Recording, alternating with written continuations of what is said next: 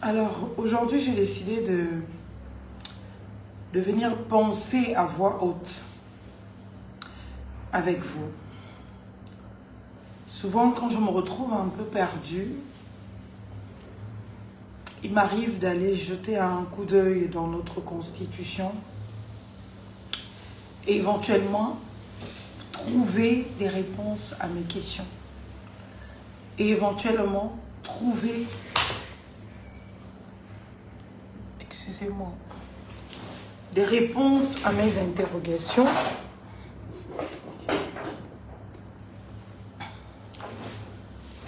Et quand quelque chose me semble ne pas correspondre à la réalité, enfin à la normalité, j'essaye de questionner les institutions. J'essaye de questionner notre pays et je finis par trouver des réponses. J'ai été l'une des premières personnes à s'opposer tout de suite à la nomination d'un parlement pour la transition. J'étais l'une des premières personnes à s'opposer tout de suite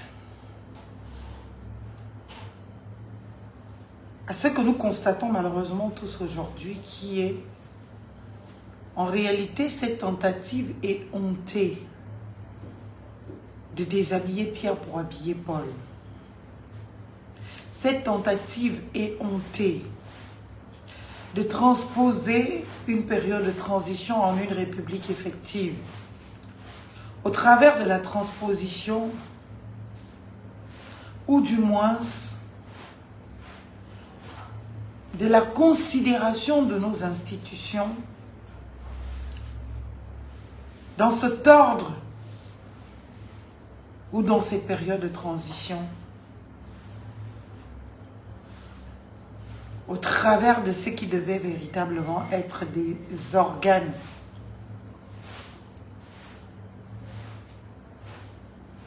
et la grosse incongruité juridique que j'ai constatée sur cette période de transition est malheureusement que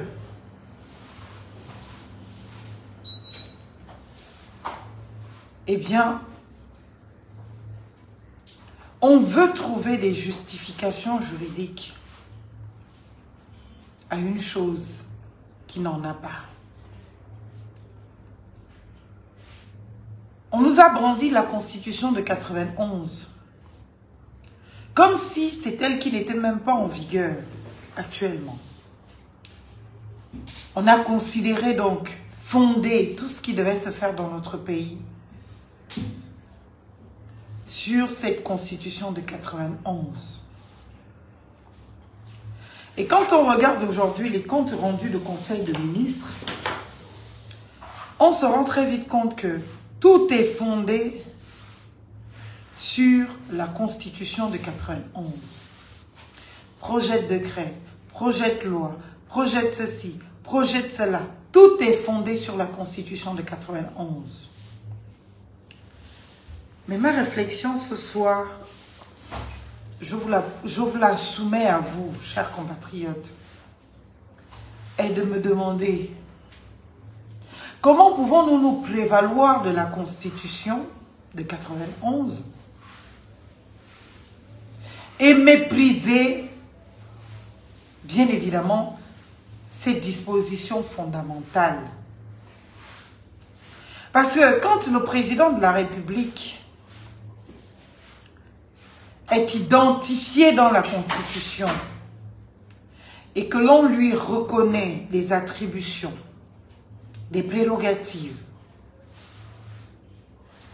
c'est parce que bien évidemment il y a une constitution de ce statut, de cette qualité. On ne se lève pas un matin, on devient président de la République. C'est parce que bien naturellement, on a suivi les règles préalables à l'accession à ce statut, à cette qualité, à cette institution que l'on finit par jouir des prérogatives attachées à cette transition. Malheureusement pour nous, nous n'avons pas été courageux. Nous n'avons pas été brillants. Nous n'avons pas été si amoureux que cela du Gabon. Et nous avons choisi nos petites équations personnelles. Au-delà de cet intérêt nécessaire pour le Gabon, nous avons choisi, dans nos individualités, bien évidemment de revendiquer tout sauf l'intérêt général, tout sauf la République.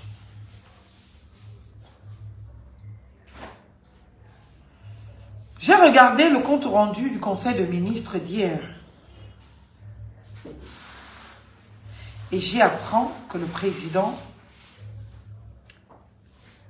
a été autorisé à légiférer par ordonnance, encore une fois, pendant l'intercession parlementaire. Je me demande, en moins d'une année, chers compatriotes, dites-le moi, peut-être c'est moi qui me trompe ou qui analyse mal ou qui interprète mal. Comment pouvons-nous avoir, dans une seule législature, si tant est que on les considérait comme tels, en moins d'une année, 2 intercessions parlementaires? Comment c'est possible? Qui dit intercession parlementaire dit naturellement session parlementaire. Combien de sessions parlementaires peut-il y avoir dans une année? En début d'année, nous avions déjà eu une intercession parlementaire. Aujourd'hui, nous voilà encore dans une autre. Et qui donne au président de la transition les prérogatives de légiférer dans les matières qui ne peuvent même pas être, bien évidemment, du ressort de l'exécutif.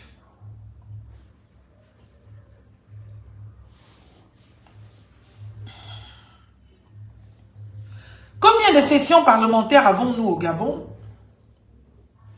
pour que nous nous retrouvions dans une période de transition en moins d'une année à 2 périodes d'intercession parlementaire? Donc, ce qui suppose au moins 4 sessions parlementaires. Parce que l'intercession parlementaire, c'est la période qui sépare la période entre 2 sessions parlementaires. On tient une première session aujourd'hui, on tient une autre dans 2 jours. Pendant ce creuset-là, l'Assemblée nationale peut être indisponible parce que focalisée sur un objet spécial. Et c'est l'objet de la session parlementaire.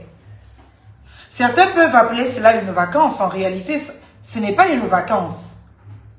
C'est tout simplement, bien évidemment, une période qui permet de respirer entre un travail acharné pendant intensément dans une session à une autre. Et si un gouvernement légalement formé est en action, ce gouvernement, malheureusement ou heureusement, ne peut pas être stoppé dans la matérialisation de son programme par l'indisponibilité des parlementaires à légiférer. J'ai déjà fait un live dessus pour vous dire que le président ne peut pas légiférer dans toutes les matières. Toutes les matières ne peuvent pas passer par ordonnance. Seul un programme de société qui a connu sa phase de matérialisation, qui se retrouve stoppé parce que indisponibilité à connaître de la question du Parlement, ce n'est que dans cette condition que pour ne pas stopper l'action du gouvernement qui repose sur son programme, bien évidemment connu, qui a commencé, qui nécessite de lui trouver les bases légales qu'on va aller chercher naturellement à demander l'autorisation de légiférer par ordonnance. À charge pour ce Parlement revenu, bien évidemment, de légiférer ou pas.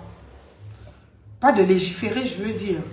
À charge pour ce Parlement d'adopter, de ratifier ou pas.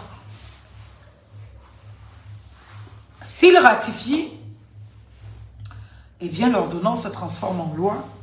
S'il ne ratifie pas, eh bien l'ordonnance devient caduque. Donc ne peut plus produire les effets de droit. Voilà qu'en moins d'une année, on a des parlementaires qui disent être des parlementaires, qui se retrouvent en intercession parlementaire 2 fois, en moins d'une année. En l'espace de 10 mois, on a déjà 2 périodes d'intercession parlementaire. Donc, ce qui veut dire qu'on a déjà eu 4 sessions parlementaires en moins de 10 mois. Le mal est lequel? Le mal est que nous faisons du désordre. Le mal est que nous nous fourvoyons. Le mal est que nous sommes en train de condamner ce pays à pire que ce que nous avons connu. Le mal est que même Ali Bongo n'a pas été capable d'une telle violence envers la République. Je vous l'assure. Même Ali Bongo, je ne sais pas où il est, mais là où il est, il doit franchement soit se prendre la tête sérieusement en se disant, mon Dieu, je pensais être en train de sauver ce pays. Soit ricaner en disant, ben voilà, ils ont dit qu'ils pouvaient faire mieux que moi, ben dis donc, ils nous ramènent plus bas que terre. On n'aurait pas dû accepter qu'il y ait tout naturellement une Assemblée nationale ou un Parlement de transition. Malheureusement, nous tentons de faire et de nous comporter dans ce pays comme s'il n'y avait pas eu de coup d'État. Pas besoin de vous faire le dessin. Nos comportements le décrivent et le démontrent à suffisance. De par déjà l'incapacité de plusieurs auteurs publics, acteurs publics, à s'exprimer dans la reconnaissance de ce que nous avons dans ce pays connu un coup d'État le 30 août. Ils préfèrent se fondre dans un vocabulaire complaisant du coup d'État, qui est celui, bien évidemment, de lui reconnaître des éléments positifs, en le décrivant comme un coup de libération, comme un coup de liberté, en lieu et place d'un renversement des institutions. Que cette situation nous oblige. Malheureusement, j'ai mal à mon Gabon. J'ai mal de me rendre compte que le peuple gabonais a toujours pensé être représenté, mais en réalité, il ne l'a véritablement jamais été. Le peuple gabonais a toujours eu quelques individus qui se prévalaient d'avoir chevillé à leur corps et âme la République, l'état de droit, alors qu'en réalité, ils n'étaient tous que dans une opération purement mercantile qui était naturellement de nature, excusez-moi, la répétition phonétique, eh bien, à résoudre son équation. Parce que comment comprendre que dans un pays comme le nôtre, où l'on a des acteurs soi-disant politiques qui ont milité pour la démocratie, l'état de droit, que l'on se retrouve à tout de suite oublier toutes ses convictions et compétences et idéaux parce qu'on nous a donné un poste. Je suis allée faire un tour dans notre petite constitution qui est en vigueur actuellement. Parce que lisez tous les textes qui sont pris actuellement. Tous les décrets se fondent sur notre constitution. Celle qui était en vigueur quand Ali Bongo était au pouvoir. C'est cette constitution qui est en vigueur. Elle n'a donc pas changé. Alors, chers compatriotes, nous nous retrouvons donc dans cette situation où le peuple gabonais n'a jamais été représenté. Parce qu'il a toujours été représenté par des individus qui pensaient que l'intérêt général, c'est d'aller se battre pour sa petite place au soleil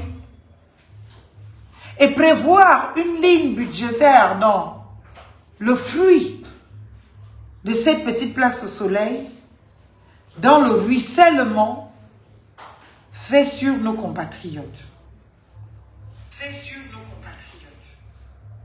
Voilà comment nous nous retrouvons avec des députés qui n'ont jamais été là pour écouter les acteurs politiques, pour entendre les gouvernants, pour poser de véritables questions, sauf volonté expresse, bien évidemment, de se comporter en acteur qui a envie de faire la une des journaux.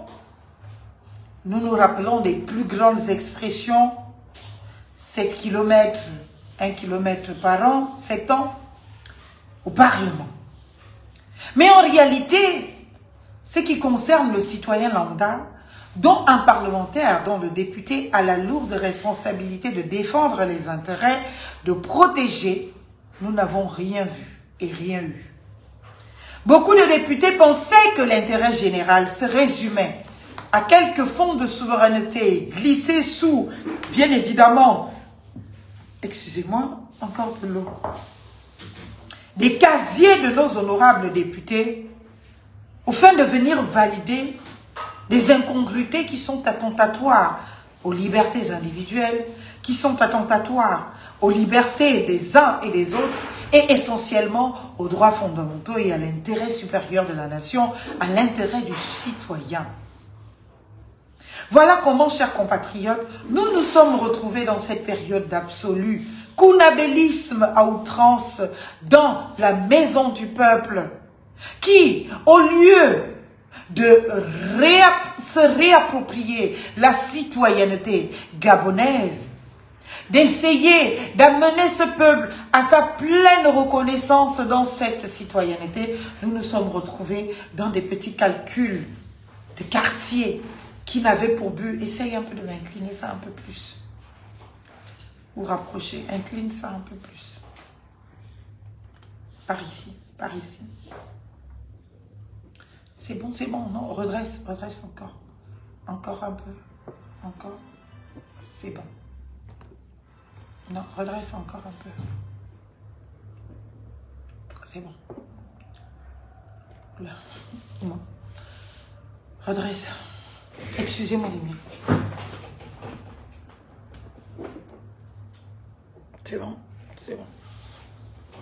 Il faut encore redresser. Ah là là, partagez.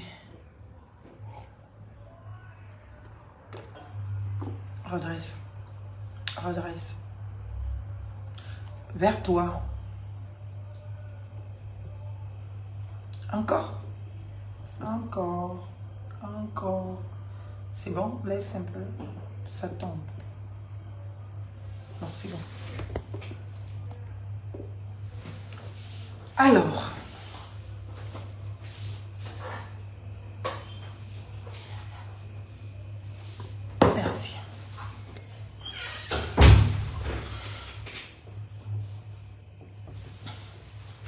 C'est donc comme cela, chers compatriotes, qu'on s'est retrouvés sans aucune considération du peuple, sans aucune science de ce que cela veut dire d'être l'élu du peuple. On a eu des députés qui n'ont été que des enregistreurs de toutes les volontés du prince. On a eu que des députés qui venaient somnoler et dormir à l'Assemblée nationale en lieu et place d'être de véritables intérêts à l'action gouvernementale, à la défense des droits des citoyens, des droits du peuple gabonais. Nous avons eu beaucoup de nos députés qui n'avaient même aucune science de ce que pouvait représenter l'institution parlementaire, qui n'avaient aucune connaissance de ce que pouvait être le pouvoir législatif et quelles pouvaient véritablement être les conséquences.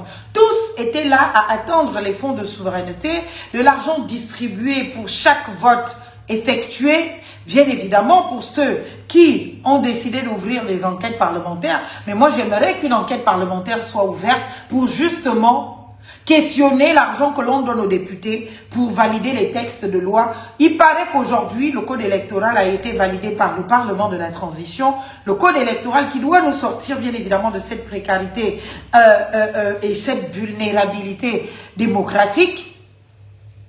Mais il y a toujours eu de l'argent qui circule, que l'on donne à des députés, à gauche et à droite, pour pouvoir aller voter pour un projet qui sort de nulle part, qui n'a véritablement fait l'objet d'aucune discussion au Parlement.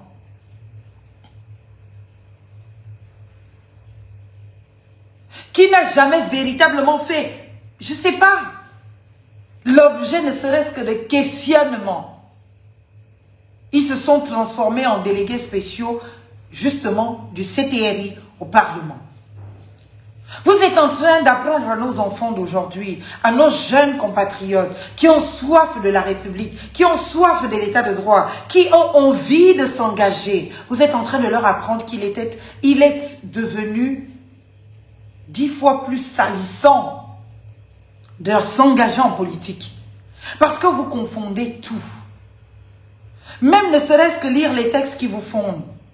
Puisque si on parle d'une Assemblée nationale, il n'y a pas 10 000 textes qui fondent ce qu'est une Assemblée nationale au Gabon. Le seul texte qui le fonde, c'est la Constitution. Et quand on s'en va lire cette Constitution, on se rend compte que, même dans cette période de transition, on n'aurait pas dû dissoudre l'ancienne Assemblée. L'ancienne Assemblée devait continuer à être au pouvoir jusqu'à ce qu'on rétablisse l'ordre, qu'il y ait des élections et que de nouveaux élus accèdent. On ne devient pas député autrement que par une élection. Tout comme on ne devient pas président de la République autrement que par une élection.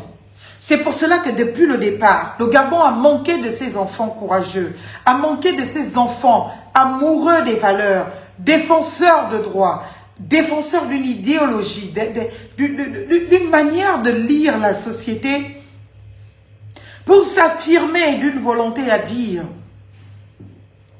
peu importe les motivations que vous donnez aujourd'hui au coup d'État qui a été fait, nous voudrions quand même vous rappeler, chers militaires, que le coup d'État est une infraction pénale.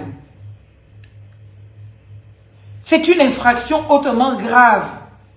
C'est une situation qui peut renfermer de plusieurs qualifications d'infraction dans notre code pénal, dont le minimum à encourir est de 20 ans de prison. Il faut que nos enfants le comprennent, qu'un coup d'État n'est pas quelque chose à féliciter.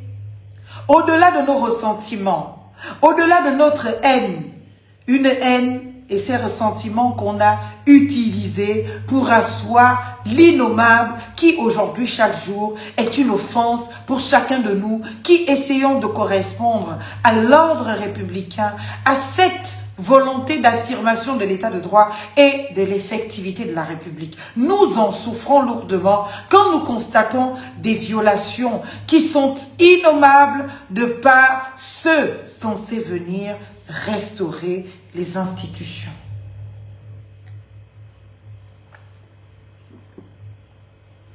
Chers compatriotes, je suis outré. Je suis outré de me rendre compte que la Constitution de 91, qui fonde justement, après avoir lu le Conseil de ministres, le rapport du Conseil de ministres d'hier, il est clairement établi que la référence est faite à la Constitution qui était en vigueur avant le coup d'État et qui donc continue d'être en vigueur aujourd'hui sur tous les fondements que l'on veut justifier de droit justement aux mesures qui sont prises. Je vais vous faire lecture du titre 4 de la Constitution de la République gabonaise. Des rapports entre le pouvoir exécutif et le pouvoir législatif. Article 47. En dehors des cas expressément prévus par la Constitution, la loi fixe les règles concernant l'exercice des droits fondamentaux et devoirs des citoyens, les sujétions imposées aux Gabonais et aux étrangers en leur personne et en leurs biens, en vue de l'utilité publique et de la défense nationale notamment. La nationalité, l'État et la capacité des personnes, les régimes matrimoniaux, les successions, les libéralités, le statut des étrangers et l'immigration. L'organisation de l'état civil, la communication audiovisuelle, cinématographique et écrite, les conditions de l'usage de l'informatique afin que soit sauvegardé l'honneur, l'intimité personnelle et familiale des citoyens ainsi que le plein exercice de leurs droits.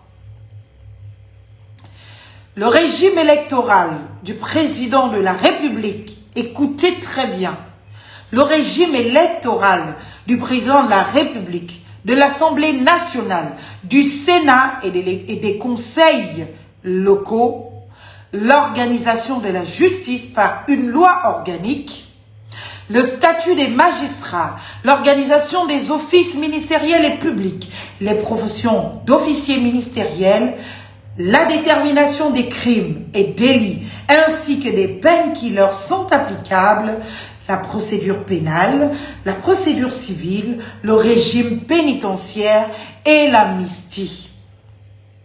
L'état de mise en garde, l'état d'urgence, l'état d'alerte et l'état de siège, le régime des associations, des partis politiques, des formations politiques et des syndicats, l'assiette, le taux et les modalités de recouvrement des impositions de toute nature, le régime d'émission de la monnaie, le statut général de la fonction publique et les statuts particuliers, les nationalisations d'entreprises, les transferts de propriété d'entreprises du secteur public au secteur privé, l'organisation générale administrative et financière, la création, le fonctionnement, la libre gestion des collectivités territoriales, leurs compétences, leurs ressources et leurs assiettes d'impôts.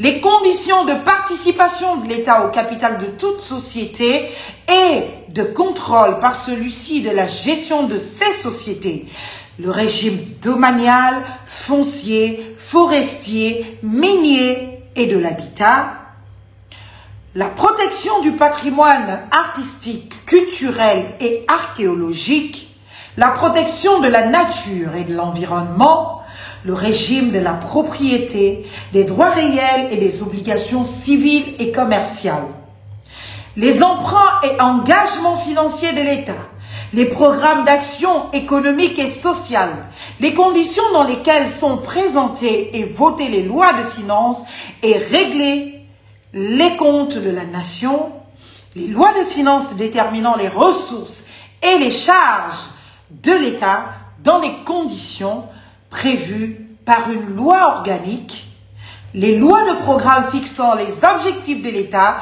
en matière économique, sociale, culturelle et de défense nationale, la création et la suppression des établissements et services publics autonomes. La loi détermine tout aussi, en outre, les principes fondamentaux de l'enseignement, de la santé, de la sécurité sociale, du droit du travail, du droit syndical, y compris les conditions d'exercice du droit de grève, de la mutualité et de l'épargne, de l'Organisation générale de la défense nationale et de la sécurité publique, l'organisation administrative du territoire de la République est fixée par une loi organique. Les dispositions du présent article pourront être précisées ou complétées par une loi organique. Article 47 qui vient là de déterminer, bien évidemment, ce qui est de l'ordre du pouvoir législatif, de l'ordre de la loi, du Parlement. Alors, quand on sort de cet article 47, on tombe dans l'article 48. Toutes les ressources et les charges de l'État doivent, pour chaque exercice financier, être évaluées et inscrites dans le projet annuel de la loi de finances déposée par le gouvernement à l'Assemblée nationale 15 jours au plus tard après l'ouverture de la session ordinaire. Sans trop rentrer dans ces détails qui ne vont pas nous être de grand intérêt tout de suite, je voudrais vous amener tout de suite, bien évidemment, à l'article 51. Alors, chers compatriotes, quand on arrive à l'article 51, on découvre ceci. Les matières autres que celles qui sont du domaine de la loi ont un caractère réglementaire. Elles font l'objet de décrets du président de la République. Donc, il ne peut pas y avoir de décret dans toutes les matières que je venais de vous citer. Parce que ces matières sont de l'ordre du pouvoir législatif, dont le président ne peut pas décréter dans ces matières-là. C'est pour cela qu'à cet article 51, après avoir dit cela, il y a une exception.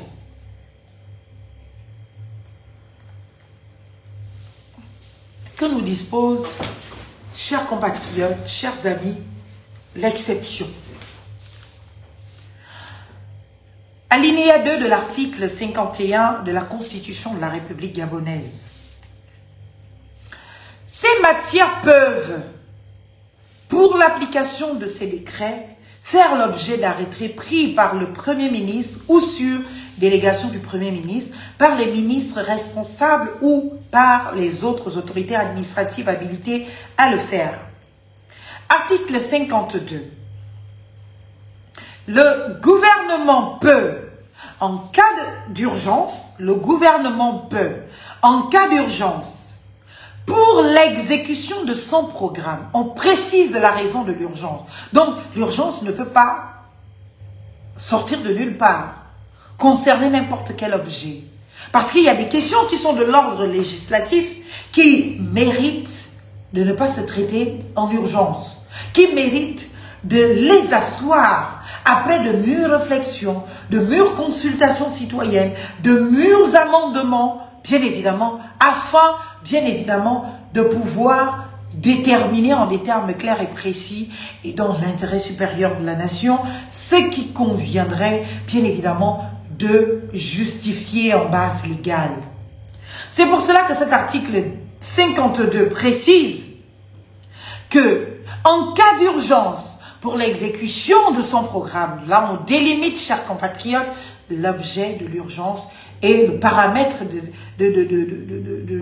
déterminant, le paramètre d'exploitation de l'urgence, le paramètre de déploiement de l'urgence. C'est-à-dire que ça ne peut pas sortir de ce canal-là, de ces limites-là.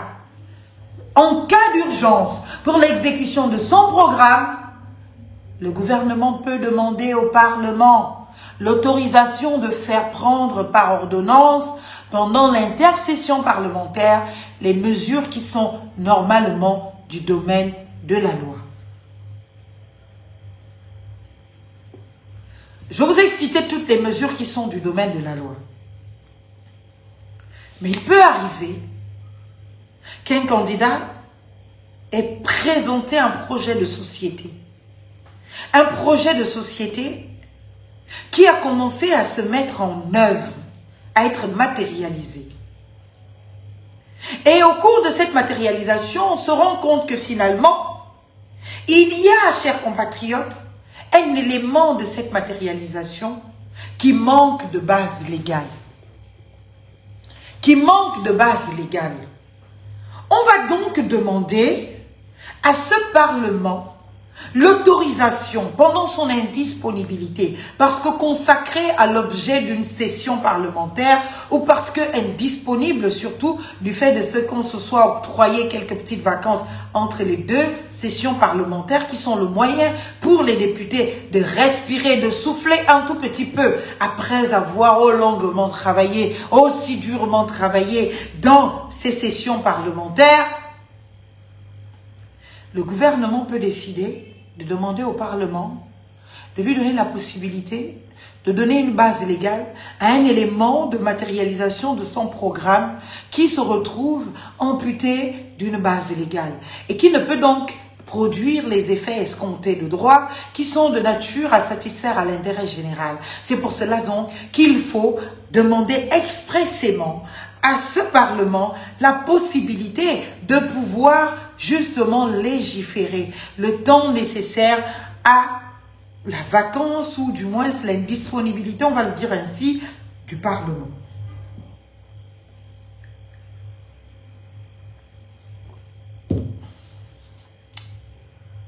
Et ça ne peut donc pas concerner tous les sujets. Et ce qui nous ramène à quoi? À un ordre républicain établi. Ce qui nous ramène à quoi? Ce qui nous ramène tout de suite à la considération de ce que dans ce pays, eh bien, on a élu un président qui est un élu de la nation. On a élu un président qui est un élu de la nation. Donc, à partir de cet instant, donner toutes les matières sujets à ordonnance est un cafouillage qui ne dit pas son nom, qui constate la foufoucratie désormais devenue l'organisation sociétale de la République gabonaise sous cette période de transition. C'est pour cela que cet article, au-delà de préciser l'objet, limite clairement les champs d'action. Les champs d'action d'une ordonnance. Eh bien, s'il vous plaît, partagez, mettez les cœurs. Les deux ordonnances, donc. Les ordonnances, ça c'est la linéa 2 de l'article 2, l'article 52. Les ordonnances sont prises en Conseil des ministres après avis du Conseil d'État et signées par le président de la République. Elles entrent en vigueur dès leur application ou dès leur publication.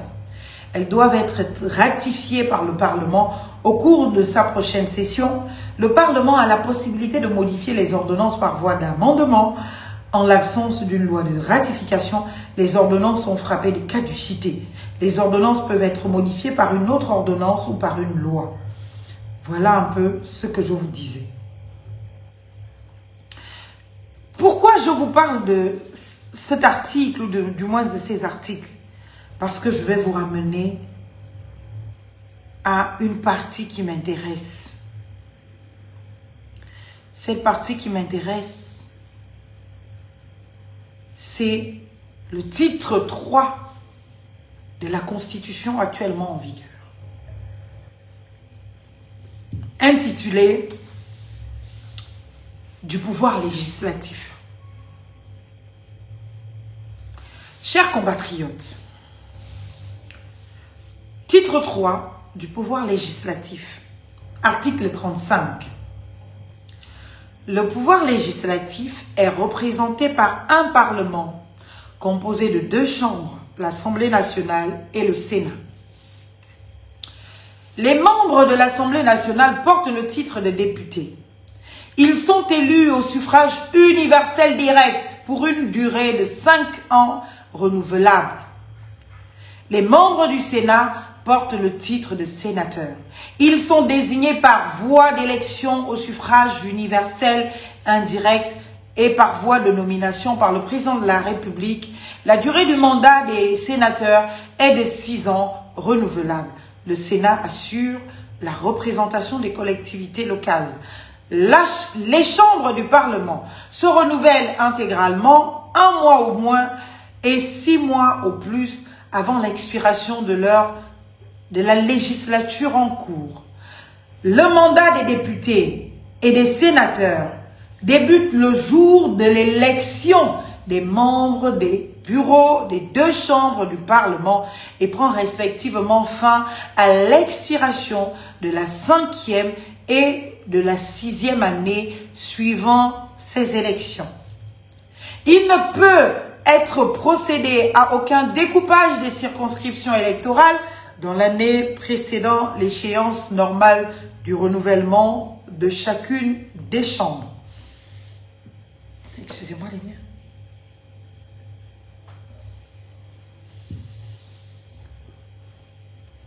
Les sièges des chambres du Parlement sont inviolables. Article 36.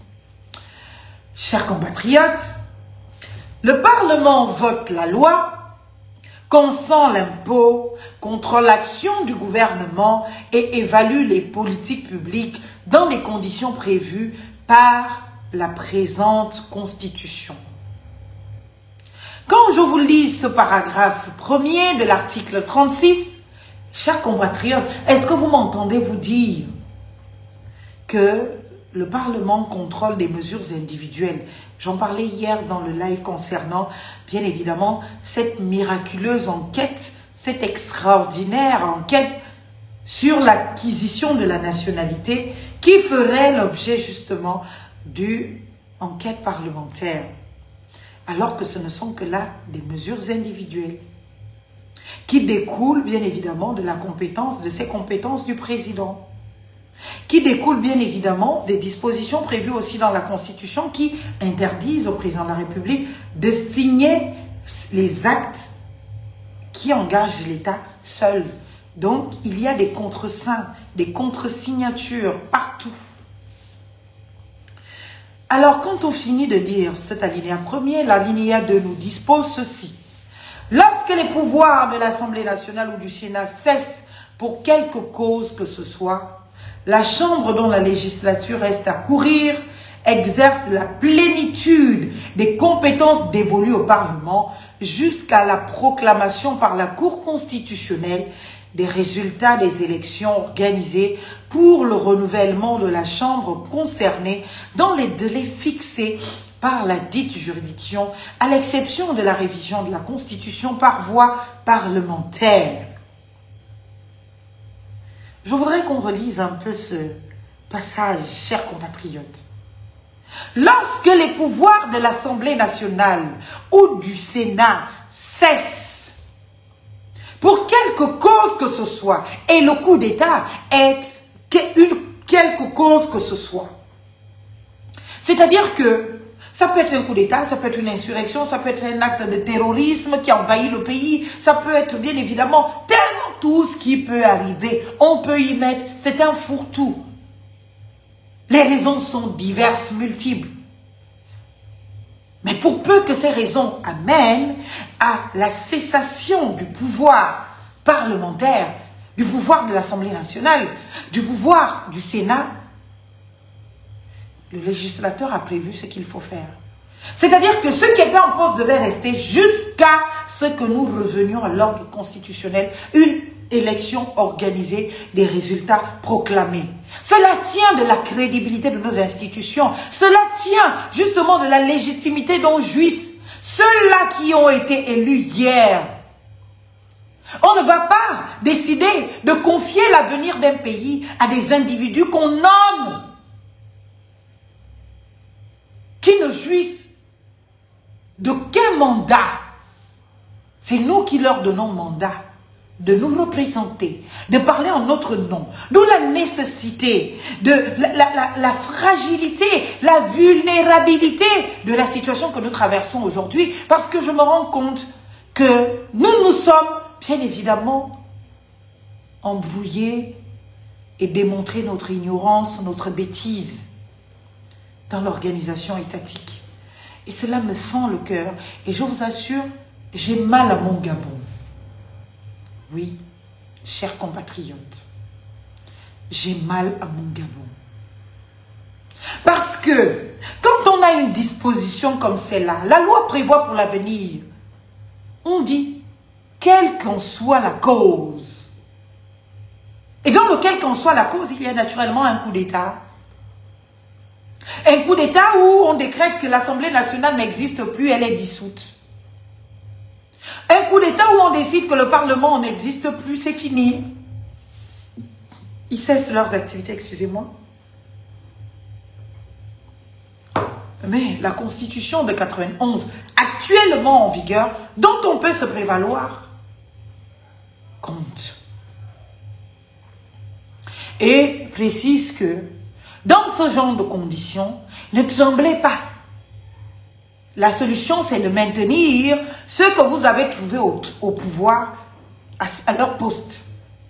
Et ils vont y rester jusqu'à ce que de nouvelles élections soient organisées et que de nouvelles personnes prêtent serment. Tant que ce n'est pas fait, ils restent à leur poste. Donc, l'ancienne législature devait être la seule à être assiégée au Parlement, même de la transition.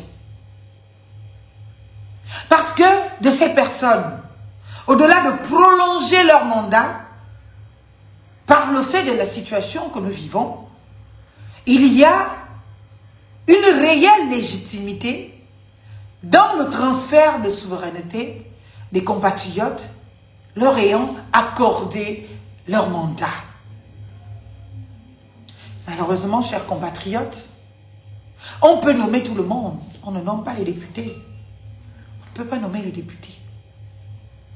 Même les sénateurs, je l'avais condamné déjà sous Ali Bongo. La disposition qui sont allés greffer à cet article pour rendre nommables certains sénateurs, une quinzaine de sénateurs, même s'ils avaient eu de bons juristes, ils auraient pu expliquer cela par le fait que, naturellement, les sénateurs procédant d'un pouvoir indirect,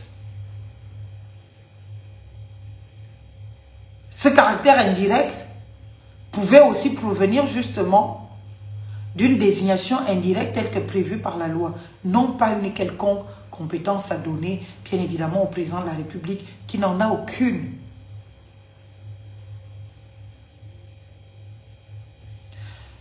Bonne nuit, chers compatriotes, Axel. Voyez-vous donc, chers compatriotes, comment on se retrouve sans aucun homme de l'ancienne législature, sans aucune femme de l'ancienne législature, à se poser et dire à nos militaires, oui, vous avez fait un coup d'État, certes, mais l'État gabonais n'a pas arrêté d'exister. Et la constitution gabonaise non plus ne peut pas être déchirée. Et vous vous dites même que vous vous fondez sur cette constitution.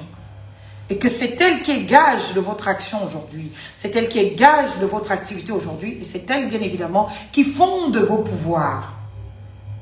Et au titre de cette constitution, la seule assemblée en capacité d'être aujourd'hui, c'est l'ancienne assemblée. Parce que, au-delà du terme qui est dépassé, elle continue de jouir de la légitimité du peuple. Et elle ne peut partir de là que par l'arrivée en prestation de nouveaux élus. Quand j'entends député de la transition, je suis sénateur de la transition, je suis élu de la transition, je me dis, mais on marche sur la tête. Comment on peut être élu de la transition sans avoir été élu? Comment on peut être député sans avoir été élu? Même si l'on se réfère à tous les coups d'État dans l'histoire de l'humanité de par le monde entier, notamment en France, d'avant la République effective que nous connaissons aujourd'hui, la 5e, parce qu'il y a eu des coups d'État. Parce qu'un État n'est pas forcément une république. Il y a des États monarchiques. Il y a des États, bien évidemment, qui ont d'autres formes de gouvernement que la République. Et cet État français, qui connaissait d'autres formes de gouvernement, des empires, des monarchies, etc., etc., a connu des périodes, tant de révolutions, qui rentrent dans lequel que soit la cause. Que ce soit des coups d'État, le renversement du pouvoir des institutions, de la monarchie, etc., des révolutions. Mais à chacune de ces étapes, dans l'histoire des institutions de la République française, devenue aujourd'hui, ou du moins de l'État français, il y a eu le vote de ce qu'on appelle membres de l'Assemblée constituante. Il s'est toujours agi, non pas d'un parlement, il s'est toujours agi, non pas d'un Sénat, non pas d'une Assemblée nationale, mais d'une Assemblée constituante. Et les membres de cette Assemblée ont toujours été, comment on appelle, passés par le biais des élections. Aucune personne ne s'appropriait l'exercice de la souveraineté, comme l'interdit les dispositions de notre Constitution. L'interdit les dispositions de notre Constitution. Donc, si la transition que nous avons avait voulu être crédible, ce qui était à faire était de réunir les Gabonais et de demander aux Gabonais d'organiser des élections pour pouvoir désigner des personnes qui vont composer l'Assemblée constituante. Même si le mode d'élection était un peu restreint, et le mode électeur tout aussi, mais ça a toujours été une élection du plus grand nombre. Et c'est ce plus grand nombre qui allait élire les membres de l'Assemblée constituante. Et il ne peut pas s'agir d'une Assemblée nationale. Et une Assemblée constituante, elle ne vient pas pour régler les questions de fonctionnement, les questions individuelles. Elle vient pour bouleverser un système. Pour bouleverser un système. Et donc on dit, on ne veut plus de cette monarchie, on veut de la République, donc on brise la monarchie, et puis on convoque à la réflexion, à la rédaction des citoyens gabonais qui veulent bien évidemment être de contribution à cela. Et puis on procède par des élections de ces derniers pour que leur voix, bien évidemment, soit revêtue du sceau de la légitimité et de la régularité, sans laquelle la légalité n'existe pas. Donc, oui, on ne pouvait pas nommer les députés, on ne pouvait pas nommer les parlementaires. Et là, il y a eu un double coup d'État. Un coup d'État au président, un coup d'État à l'Assemblée nationale. Parce que le Parlement, représentation du peuple, sous mandat du peuple, a été déposé en lieu et place, bien évidemment, de leur confirmer leur pouvoir, qui est prévu ne pas être attaquable de quelque manière que ce soit. Donc, lorsque la vacance concerne l'Assemblée nationale, le Sénat ne peut exercer les compétences prévues aux articles 63, alinéa 1er, 64, 1er de la Constitution. Une loi organique fixe pour chacune des chambres le nombre de parlementaires, leur indemnité, les modalités, ça c'est un peu dans le fonctionnement. Aucun membre du Parlement ne peut être inquiété, poursuivi, ça c'est de l'ordre tout à fait, bien évidemment, de l'organisation du pouvoir législatif et de la maison même. Tout mandat impératif est nul. Pour qu'on parle de mandat, il faut d'abord être élu. Parce qu'un mandat, c'est le transfert de souveraineté d'un individu, d'un citoyen à son élu. Et au travers du biais de la démocratie, c'est la majorité qui l'emporte.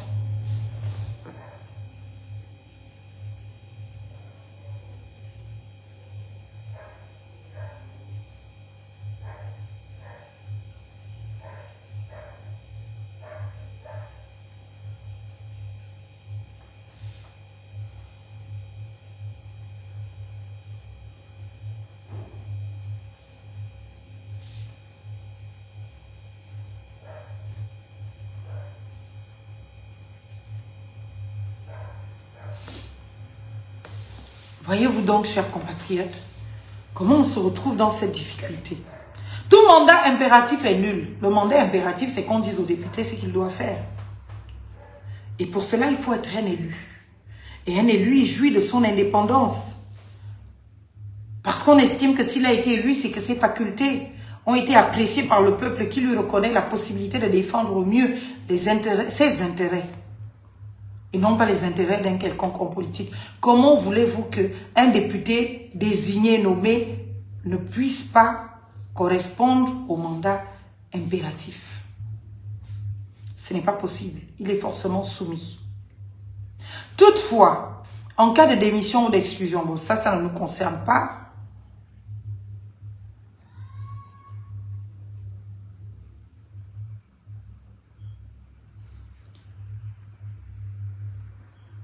Article 40. Chaque chambre du Parlement se réunit de plein droit le premier jour ouvrable suivant le 15e jour après son élection. Son ordre du jour comprend alors exclusivement l'élection de son président et de son bureau. Les présidents et les autres membres, ça ne nous concerne pas tout de suite, c'est de l'ordre de l'organique. Le Parlement se réunit de plein droit en une session par an. La session parlementaire s'ouvre le premier jour ouvrable du mois d'octobre et prend fin au plus tard le dernier jour ouvrable du mois de juin. Voilà ce que dispose l'article 41. On dit une seule session. Comment pouvons-nous alors connaître deux intercessions parlementaires dans une seule année? Alors qu'on a dit que c'est une seule session par an. Comment on fait pour se retrouver avec deux intercessions parlementaires? Voilà l'amateurisme. Voilà la condamnation du Gabon à pire que ce que nous avons connu. Parce que là, c'est une tentative éhontée pour les autorités de la transition de vouloir trouver une base légale, une justification de la honte, de décider sans loi du bien ou du malheur des Gabonais sans aucun fondement. Et ils vont passer cela par voie d'ordonnance pour dire que c'est la méthode qu'utilise le CTRI aujourd'hui à imposer au Parlement ses volontés sans pour autant qu'il y ait des remises en question de quelque manière que ce soit.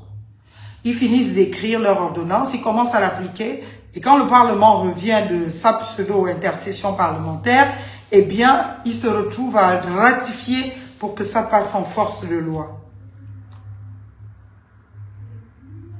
Et on paye ces personnes. On leur donne de l'argent. L'argent de tous les Gabonais. L'argent du contribuable. En fait, pour se foutre de la gueule des Gabonais. Pour insulter l'intelligence des Gabonais.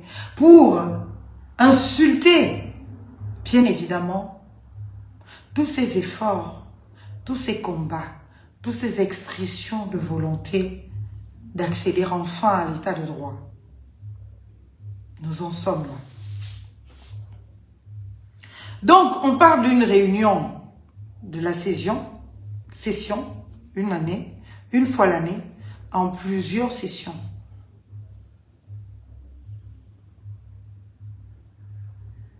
Les sessions extraordinaires sont ouvertes et closes par décret du président de la République. Elles ne peuvent excéder une durée de 15 jours. Les séances du Parlement sont publiques, nanani, nanana, bon, c'est pas ce qui nous intéresse. Dans ce pouvoir législatif, il y a une autre chose qui m'intéresse, que je voudrais vous partager.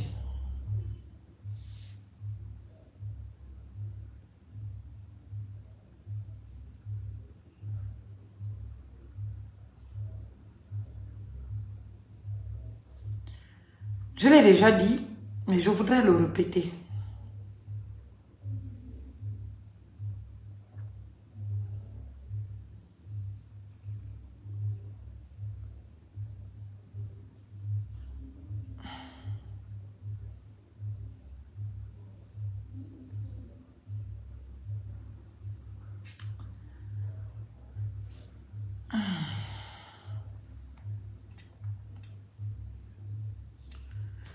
Bon, je ne retrouve plus le texte et je pense que mes yeux commencent à fatiguer.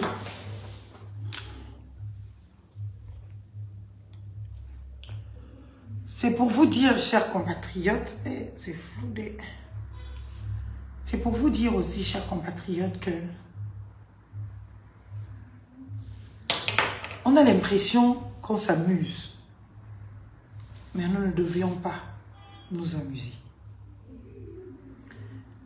Les questions sont graves. Comme disent trivialement, vulgairement les gens sur les réseaux sociaux, l'heure est grave.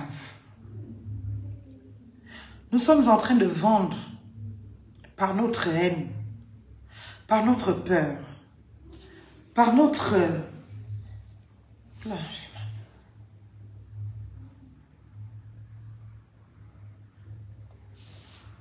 ignorance, par notre bêtise, par notre appétit, notre pays.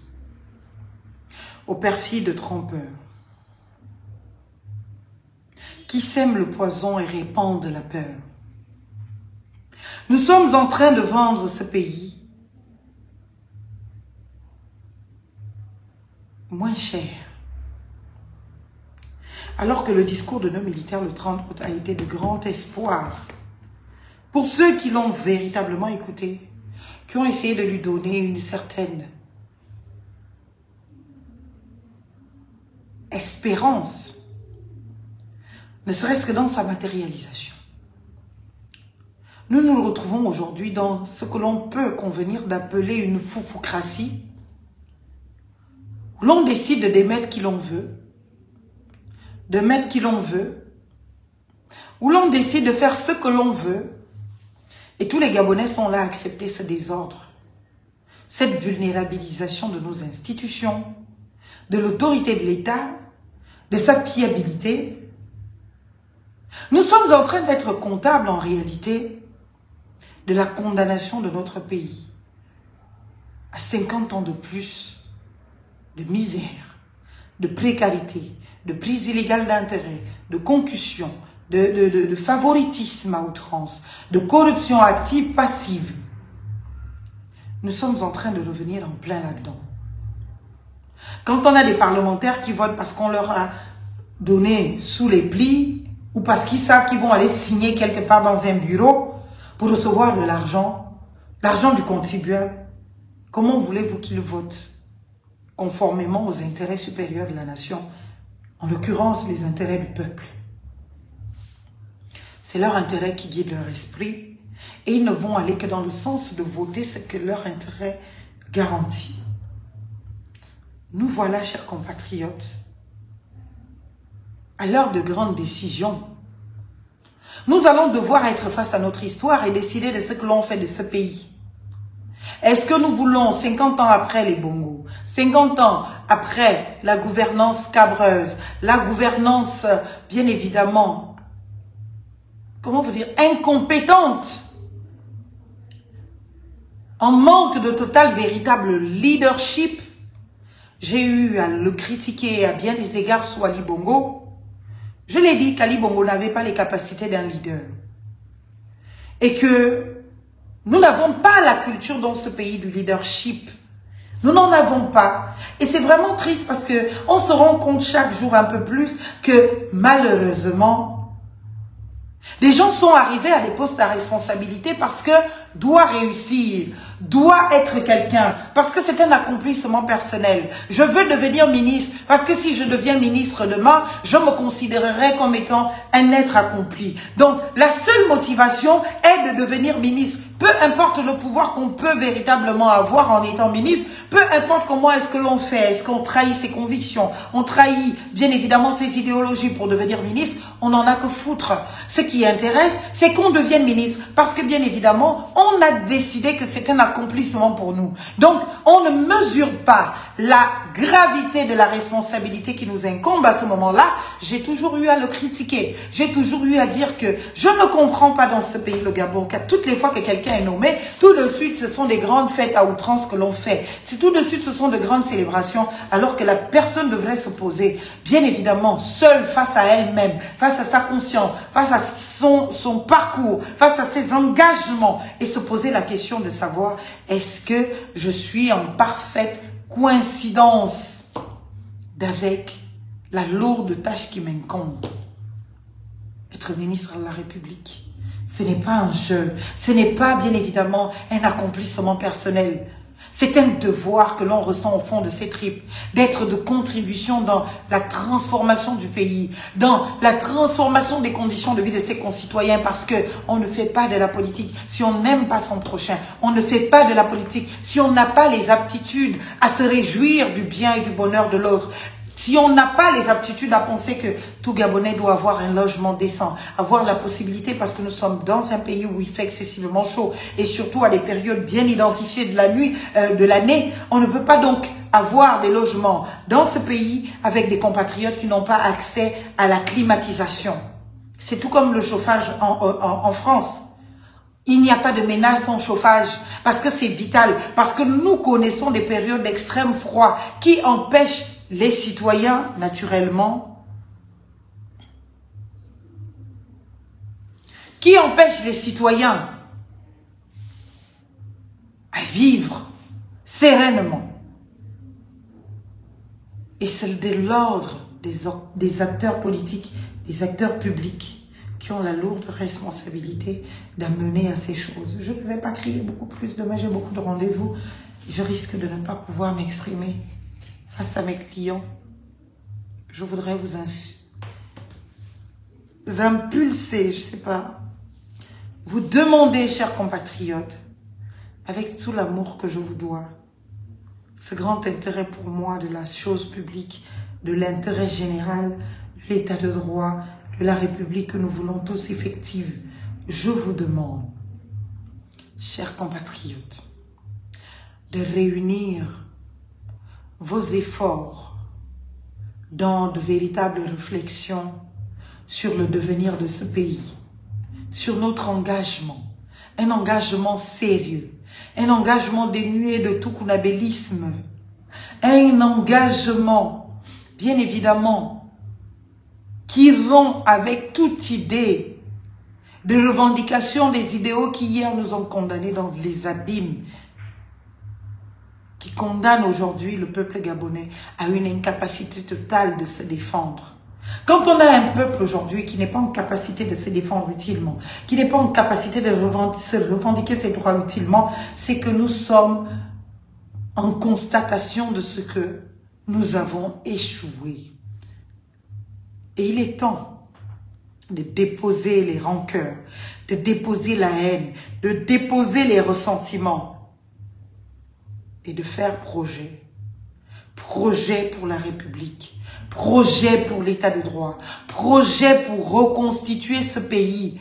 Pour le remodéliser. Pour, bien évidemment, le reconfigurer afin qu'il ressemble à ce qu'il devrait être et qui n'a jamais été. Afin qu'il corresponde enfin à sa vocation. Bien évidemment, dans le déploiement de tous ces textes qui, à chacune de leurs lectures, nous donnent pleine satisfaction de ce que nous sommes un état de droit. Nous sommes une république dans laquelle chacun a sa place et dans laquelle chacun peut avoir sa place.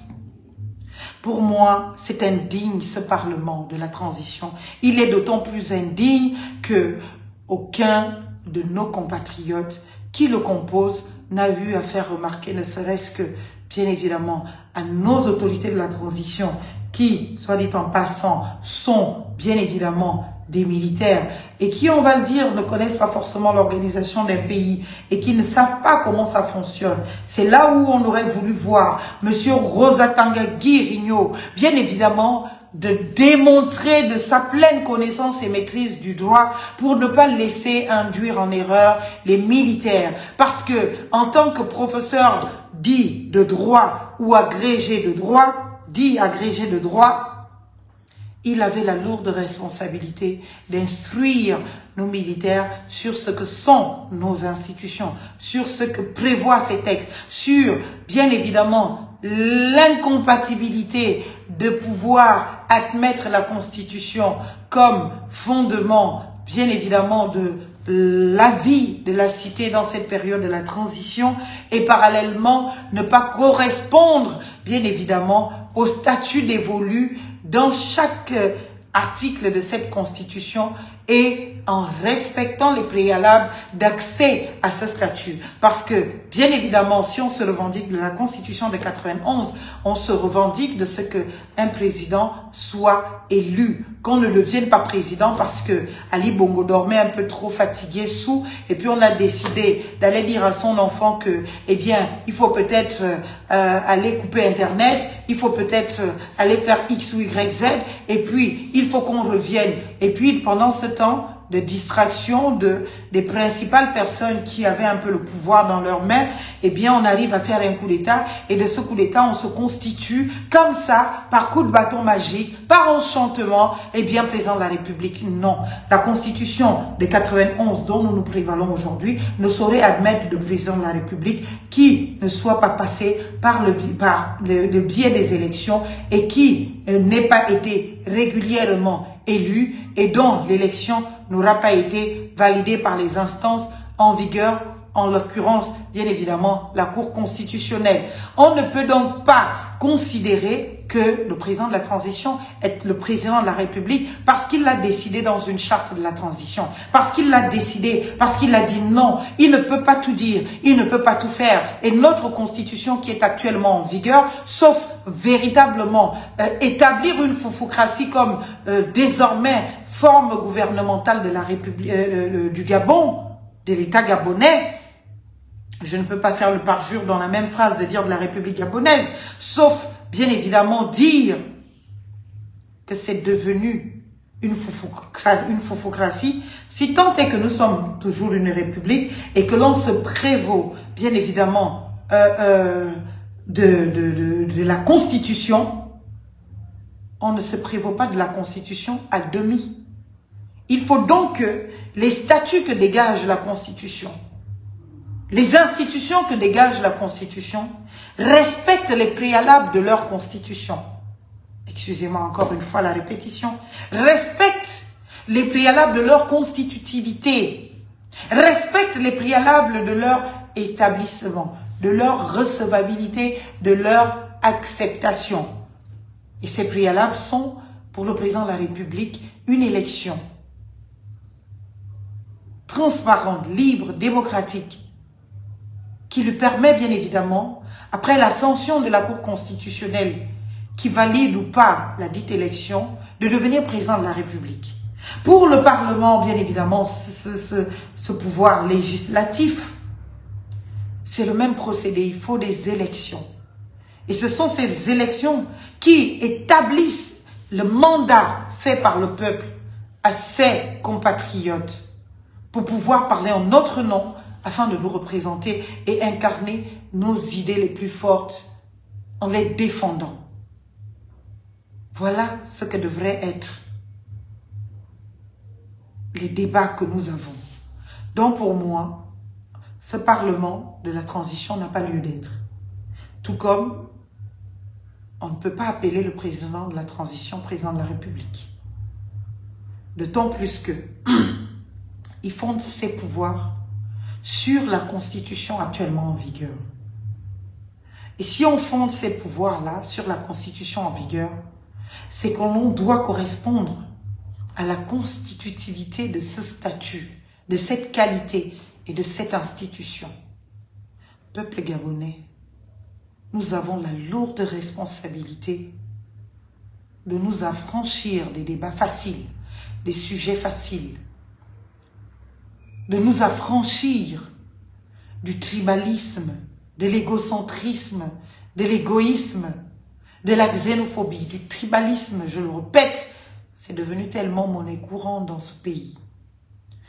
Il est devenu impérieux pour les amoureux de la République, les enfants du Gabon, soucieux de ce que seul un État véritablement actif, de par l'observation justement de son État de droit, de la séparation de pouvoir, de la préservation bien évidemment de son ordre public, peut garantir aux Gabonais l'accès à la dignité humaine. Et que sans cela, nous ne pourrions pas malheureusement accéder à cette dignité humaine. C'est cela l'objet de ma petite réflexion portée, bien évidemment, à votre appréciation ce soir, afin pour vous de trouver un peu de temps à votre pays pour ainsi réfléchir profondément à ce que nous voulons pour ce pays. Allons-nous laisser les militaires se mélanger les pinceaux, dénaturer nos institutions, dénaturer la République par des conseils mal avisés de certains de nos compatriotes qui malheureusement, soit par peur du militaire et de ses canons, soit bien évidemment par appétit trop grand du pouvoir et de l'appât du gain, soit par ignorance absolue, se retrouvent à être le bras légitimité de nos militaires dans chacune de leurs actions, afin pour eux de donner un peu de crédit acceptable à la gouvernance de nos militaires, qui doit prendre fin. Parce qu'il faut que nous revenions à l'ordre constitutionnel. Il faut que des élections soient rapidement organisées. Il faut que le pouvoir législatif reprenne ses rênes. Il faut que le pouvoir exécutif tout aussi les reprenne. C'est pour cela qu'il faut militer pour le retour à l'ordre constitutionnel et que l'Assemblée actuellement en vigueur est une Assemblée non seulement qui est indigne de la République, qui est une insulte bien évidemment aux lois créant même cette institution. Eh bien, on ne peut pas s'accommoder de complaisance dans le traitement de tels sujets, d'autant plus que ce sont des sujets qui vont payer cher, qui vont coûter cher à nos enfants, à nos jeunes frères et sœurs, au Gabon en général, et qui peuvent condamner le Gabon à sa disparition, ce qui bien naturellement, je le pense, comme vous, n'est pas dans vos souhaits, n'est pas dans votre volonté d'exprimer, j'ai envie de dire, un quelconque amour à votre pays. Ce pays, nous l'aimons. Ce pays, nous le chérissons. Ce pays, c'est le nôtre. Et ce pays, nous avons la lourde responsabilité. Une responsabilité qui ne sera pas légère, qui nécessite beaucoup de sacrifices, qui nécessite un engagement sans faille, avec une détermination inarrêtable et infaillible quasiment. Nous devons nous obliger à le construire. Comment? Il faut y réfléchir. Il faut véritablement être d'un sérieux de cathédrale à proposer à tous les Gabonais une alternative à la foufoucratie que nous sommes en train de connaître actuellement dans notre pays, à la foufoucratie que nous sommes en train de légitimer dans ce pays, alors que nous ne pouvons pas, nous enfants du Gabon, qui avons un tant soit peu un amour de ce pays, fondé sur des diagnostics réels de ces problèmes et ardemment posés sur des convictions profondes dans les valeurs par lesquelles nous pourrions accéder justement à toutes nos aspirations les plus folles qui renferment bien évidemment de la constatation dans le peuple gabonais de leur dignité humaine. Peuple gabonais, je vous aime énormément et je vous remercie du grand intérêt que vous me portez. À chacune de vos rencontres dans les rues de Libreville, je suis toujours agréablement surprise de me rendre compte de votre si grande bienveillance, de me rendre compte de votre si grand intérêt, au-delà de ma petite personne, mais à mes idées. Aujourd'hui, je vous salue ce couple qui est venu ce matin, alors que j'étais chez nos sœurs qui essayent de nous rendre un peu belles, eh bien, de faire les ongles le matin. Je vois là un couple qui vient jusqu'à moi, j'étais un peu surprise, et qui vient me féliciter. Je ne parle pas de la ville. Chaque jour, nous rencontrons tout le temps des personnes qui sont de cette expression de bienveillance, de solidarité à un idéal, à ses idées. Et c'est ce qui me donne la force de me dire que, au-delà de ce que tout le monde ne va pas avoir le courage, la force, l'énergie, le temps, bien évidemment que je n'ai pas forcément tout ça, mais on s'efforce pour la République. Voyez-vous, à l'heure où on n'a pas fini, on est obligé de se remettre pour essayer d'être de contribution par rapport à ce qu'on aurait constaté de mal fonctionnant et d'essayer de vous entretenir sur ce qui est et ce qu'il faut. Je vous dis merci tout simplement. Merci pour votre amour. Merci pour votre grand intérêt dans les questions de la République et l'enjeu, ou du moins les enjeux auxquels nous devons faire face, mais non pas en nous excusant d'exister. non pas en courbant les chines, non pas en nous constituant petit esclave ou nègre de maison ou de quoi que ce soit, de qui que ce soit, mais en nous revendiquant notre pleine citoyenneté. C'est pour cela que pour ceux qui ne l'ont pas encore, allez vous offrir votre livre, La République, c'est moi. Offrez-vous ce livre, ce serait déjà une énorme, magnifique base pour que nous commencions à parler, pour que nous commencions à discuter du projet Gabon, de comment est-ce qu'on va en sortir.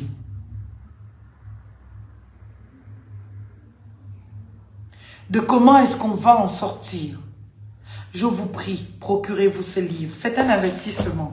Nous le faisons tous pour acheter les mèches, pour acheter les perruques. Je ne veux pas mettre en opposition vos volontés de vous affirmer, bien évidemment, votre confort à la nécessité d'acheter un livre. Le livre, il coûte 38 000 francs à la maison de la presse. Je vous l'ai dit, dès la semaine prochaine, il sera disponible dans tout le réseau Sonapresse. Je vous dis, s'il vous plaît, les miens, procurez-vous le livre, lisez-le.